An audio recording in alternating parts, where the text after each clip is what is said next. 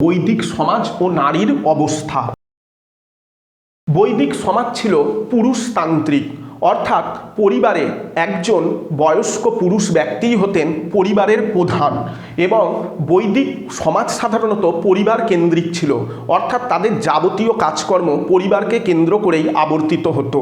এই বৈদিক সমাজে নারীর অবস্থান যদি আমরা আলোচনা করতে যাই তাহলে আমরা দুভাবে আলোচনা করতে পারি। একটি হলো আদি বৈদিক সমাজ ও অপরটি হলো পরবর্তী বৈদিক সমাজ।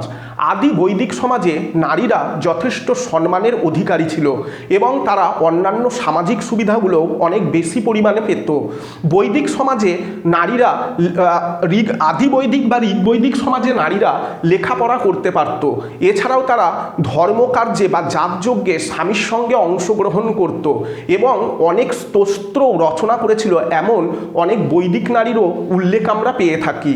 এই সময় অর্থাৎ আদি বৈদিক সমাজে বাল্যবিবাহ, বহু বিবাহ, পণ প্রথা, সতীদাহ প্রথা ইত্যাদি সামাজিক রীতিনীতির উল্লেখ নেই। অর্থাৎ এই সমাজে এই সময় নারীদের অবস্থা যথেষ্ট ভালো ছিল। কিন্তু পরবর্তী বৈদিক যুগে পরিবারে মেয়ে জন্মালে মানুষ দুঃখ করত এবং কান্না করত, অর্থাৎ পরিবারে মেয়ে জন্মানোটাকে হয়তোবা অভিশাপ বলে মনে করত।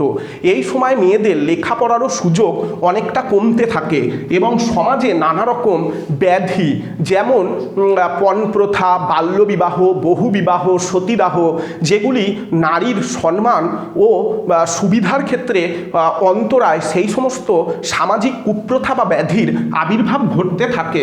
অর্থাৎ আমরা যদি সর্বাঙ্গীন বিচার করি তাহলে আমরা একথাই বলতে পারি, আদি বৈদিক সমাজে নারী ছিল যথেষ্ট সম্মান ও সামাজিক সুযোগ সুবিধার অধিকারী, কিন্তু পরবর্তী বৈদিক সমাজে নারীরা সেই সমস্ত সামাজিক সুযোগ সুবিধা হারাতে থাকে এবং সম্মানও হারাতে থাকে। অর্থাৎ পরবর্তী বৈদিক সমাজে নারীর অবস্থার ক্রম অবনয়ন ঘটতে থাকে।